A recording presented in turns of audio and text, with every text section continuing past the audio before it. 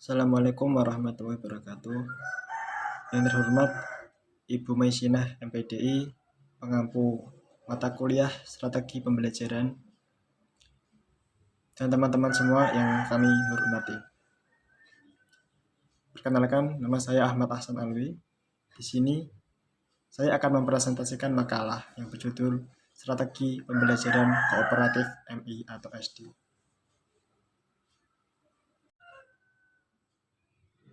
Selanjutnya, tentang memahami model pembelajaran kooperatif.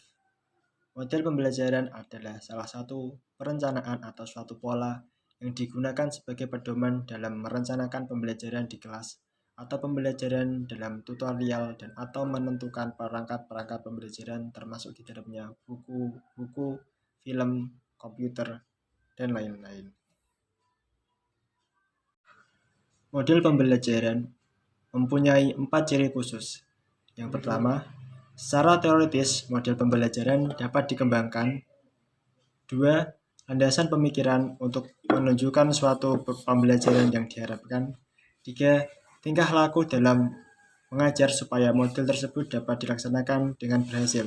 Yang keempat, lingkungan belajar yang mendukung sehingga tujuan pembelajaran itu dapat tercapai. Selanjutnya, manfaat kerja dalam kelompok. Yang pertama, memberi tempat pada orang lain. Selanjutnya, berada dalam kelompok. Yang ketiga, melakukan hubungan mata. Yang keempat, belajar berbicara dengan berbisik. Yang kelima, memanggil siswa dengan namanya. Yang keenam, mengurangi rasa ingin mengalahkan. Yang ketujuh, belajar memahami ahli pembicaraan. Belajar mengambil alih pembicaraan. Yang kedelapan, membentuk rasa berkelompok atau swim and shake together. Yang kesembilan, memberikan kesempatan pada orang lain untuk berbicara. Yang kesepuluh, mendengarkan dengan seksama. Selanjutnya, elemen-elemen dasar pembelajaran kooperatif. Yang pertama, saling ketergantungan positif. Dalam interaksi kooperatif, guru diharapkan dapat menciptakan suasana belajar yang mendorong anak-anak untuk saling berinteraksi dan saling menumbuhkan sikap positif. Yang kedua, interaksi tatap muka.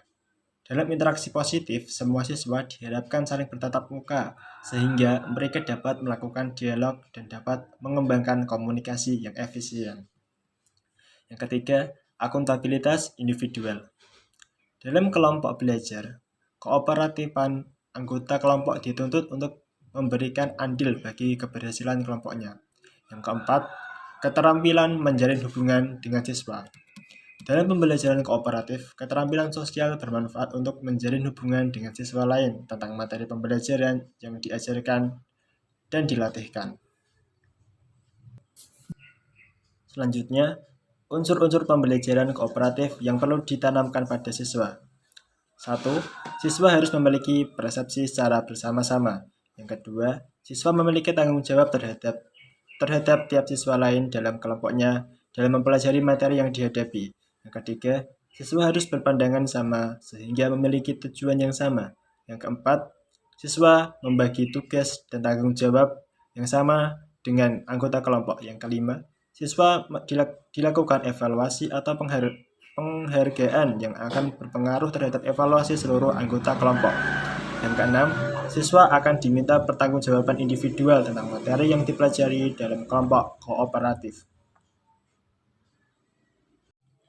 Menurut Lee, terdapat 4 tahapan keterampilan kooperatif yang harus ada dalam model pembelajaran kooperatif.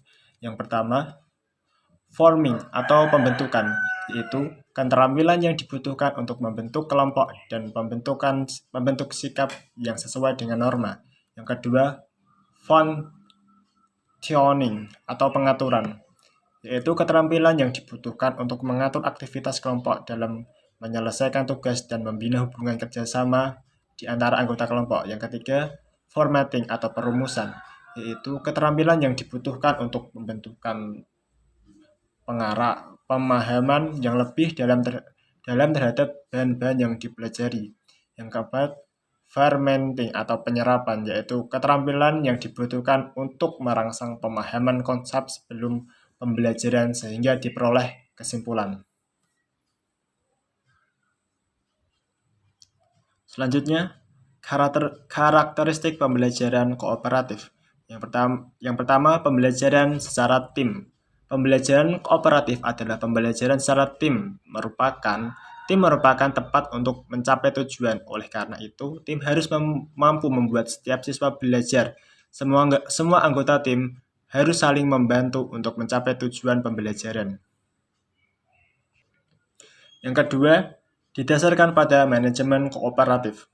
Sebagaimana pada umumnya, manajemen mempunyai 4 fungsi pokok, yaitu fungsi perencanaan, fungsi organisasi, fungsi pelaksanaan, dan fungsi kontrol. Yang ketiga, kemampuan untuk bekerja sama. Keberhasilan pembelajaran kooperatif ditentukan oleh keberhasilan secara kelompok. Oleh sebab itu, prinsip bekerja sama perlu ditekankan dalam proses pembelajaran kooperatif. Setiap anggota kelompok bukan saja harus diatur tugas dan tanggung jawab masing-masing, akan tetapi juga ditanamkan perlunya saling membantu. Ini misalnya, yang pintar perlu membantu yang kurang mampu. Yang keempat, keterampilan bekerja sama. Kemauan untuk bekerja sama itu kemudian dipraktekkan melalui aktivitas dan kegiatan yang tergambarkan dalam keterampilan bekerja sama. Dengan demikian, siswa perlu didorong untuk mau dan sanggup berinteraksi dan berkomunikasi dengan anggota lain. Menurut Mulia Diana atau Trianto, terdapat 4 prinsip dasar pembelajaran kooperatif. Yang pertama, prinsip ketergantungan positif atau positive interdependence. Dalam pembelajaran kelompok, keberhasilan suatu penyelesaian tugas sangat tergantung pada usaha yang dilakukan setiap anggota kelompok. Oleh sebab itu, perlu didasari oleh setiap anggota kelompok. Keberhasilan penyelesaian tugas kelompok akan ditentukan oleh kinerja masing-masing anggota. Yang kedua, tanggung jawab perseorangan atau individual accountability. Prinsip ini merupakan konsekuensi dan prinsip yang pertama. Oleh karena keberhasilan kelompok tergantung pada setiap anggotanya, maka setiap anggota kelompok harus memiliki tanggung jawab sesuai dengan tugasnya.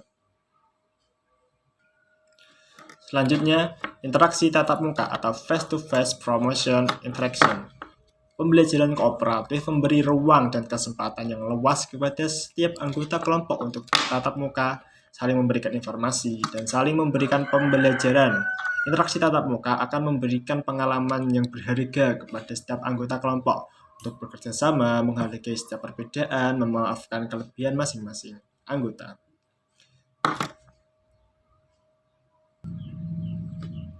Selanjutnya, partisipasi dan komunikasi atau participation communication. Pembelajaran kooperatif melatih siswa untuk dapat mampu beradaptasi aktif dan berkomunikasi. Kemampuan ini sangat penting sebagai bekal mereka dalam kehidupan di masyarakat. Oleh sebab itu, sebelum melakukan kooperatif, guru perlu membekali siswa dengan kemampuan berkomunikasi. Tidak setiap siswa mempunyai kemampuan berkomunikasi. Selanjutnya, keunggulan dan kelemahan pembelajaran kooperatif. Keunggulan pembelajaran kooperatif 1. Melalui pembelajaran kooperatif, siswa diharapkan tidak terlalu berharap pada guru. Yang kedua, pembelajaran kooperatif dapat mengembangkan kemampuan mengungkapkan ide atau gagasan dengan kata-kata secara verbal dan membandingkan dengan ide-ide orang lain. Yang ketiga, pembelajaran kooperatif dapat membantu anak untuk respect pada orang lain dan menyadari akan segala keterbatasannya serta menerima segala perbedaan. Selanjutnya, keterbatasan pembelajaran kooperatif. Yang pertama, 1. Untuk memahami dan mengerti filosofi pembelajaran kooperatif memang butuh waktu karena terdapat perbedaan antara siswa yang memiliki kelebihan dan siswa yang merasa kurang. Yang kedua, ciri utama dari pembelajaran kooperatif adalah bahwa siswa saling bekerja sama dalam memecahkan permasalahan. Yang ketiga, penilaian yang diberikan dalam pembelajaran kooperatif didasarkan pada hasil kerja kelompok. Terima kasih, sekian presentasi dari saya. Apabila ada salah-salah kata, mohon dimaafkan. Terima Terima kasih. Wassalamualaikum warahmatullahi wabarakatuh. Bye bye.